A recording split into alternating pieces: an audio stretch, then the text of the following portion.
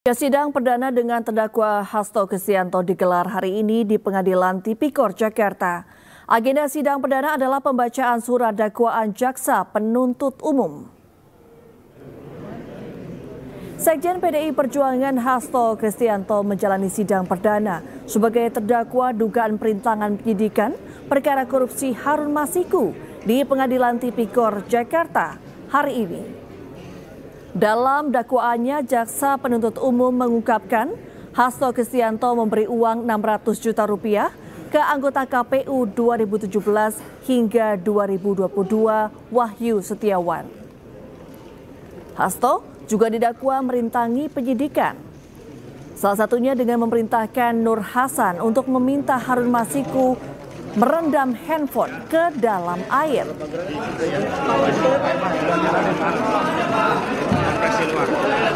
Terdakwa bersama-sama Doni Tri Istiqomah, Saiful Bahri dan Harun Masiku telah memberi uang sejumlah $57.350 Singapura atau setara 600 juta rupiah kepada pegawai negeri atau penyelenggara negara, yaitu kepada Wahyu Setiawan selaku anggota Komisi Pemilihan Umum Republik Indonesia periode tahun 2017-2022 yang diangkat berdasarkan keputusan Presiden Republik Indonesia nomor 43/P tahun 2017 tanggal 10 April 2017 tentang pemberhentian dan pengangkatan anggota Komisi Pemilihan Umum yang memiliki wewenang secara kolektif kolegial, antara lain melakukan pengambilan keputusan terkait tahapan-tahapan pemilu dan menerbitkan keputusan KPU terkait hasil pemilu bersama-sama Agustiani Tio Pridelina, dengan maksud supaya pegawai negeri atau penyelenggara negara tersebut berbuat atau tidak berbuat sesuatu dalam jabatannya yang bertentangan dengan kewajibannya, yaitu uang tersebut diberikan dengan maksud supaya Wahyu Setiawan mengupayakan agar KPU RI menyetujui permohonan pergantian antar waktu atau PAW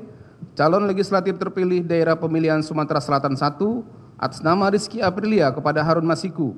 Mencegah, merintangi atau menggagalkan secara langsung atau tidak langsung penyidikan, penuntutan, dan pemeriksaan di sidang pengadilan terhadap tersangka dan terdakwa ataupun para saksi dalam perkara korupsi, yaitu dengan sengaja telah melakukan perbuatan mencegah, merintangi, atau menggagalkan secara langsung atau tidak langsung penyidikan terhadap tersangka Harun Masiku. Kemudian terdakwa melalui Nur Hasan memberikan perintah kepada Harun Masiku agar merendam telepon genggam miliknya ke dalam air dan memerintahkan Harun Masiku untuk menunggu atau standby di kantor DPP PDI Perjuangan dengan tujuan agar keberadaannya tidak bisa diketahui oleh petugas KPK. Pada sekitar pukul 18.35 WIB, bertempat di sekitar Hotel Sofian, Cut Mutia, Jakarta, Harun Masiku bertemu dengan Nur Hasan, menindaklanjuti perintah terdakwa, dan atas bantuan Nur Hasan pada jam 18.52 WIB, telepon genggam milik Harun Masiku tidak aktif dan tidak terlacak. Selanjutnya, petugas KPK memantau keberadaan Harun Masiku melalui update posisi telepon genggam milik Harun Hasan yang terpantau pada jam 20.00 WIB bersama dengan Harun Masiku berada di Perguruan Tinggi Ilmu Kepolisian atau PTIK. Dan pada saat bersamaan, Kusnadi selaku orang kepercayaan terdakwa juga terpantau berada di PTIK. Kemudian petugas KPK mendatangi PTIK namun tidak berhasil menemukan Harun Masiku. Sementara itu, pemirsa, Sekjen PDI Perjuangan Hasto Kristianto menegaskan dirinya mengalami kriminalisasi hukum. Hasto meyakini kasusnya didaur ulang untuk kepentingan politik tertentu. Dia punya hak untuk bicara. Tidak ada yang bisa bungkam. Dia punya hak untuk bicara. Pak, suaranya apa? Oke, siap. Ya, gimana, Pak Hasto? Oke, Pak, siap. Baik, terima kasih teman-teman pers dan seluruh masyarakat Indonesia atas perhatian yang diberikan di dalam persidangan ini.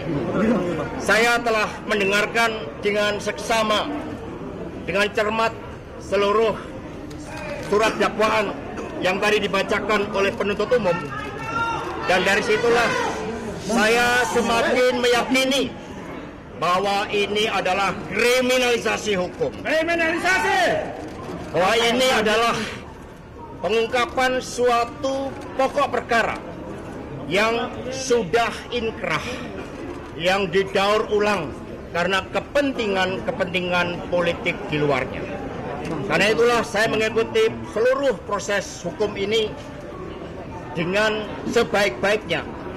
Karena kami percaya bahwa keadilan akan ditegakkan. Dan untuk itulah Republik Indonesia ini dibangun dengan pengorbanan jiwa dan raga yang luar biasa dari para pahlawan bangsa, rakyat yang tidak berdosa, yang menyerahkan nyawanya, semuanya demi untuk membangun suatu negara hukum. Tanpa adanya supremasi hukum, tanpa adanya suatu keadilan, dan ketika suatu proses hukum yang sudah inkrah bisa didaur ulang kembali.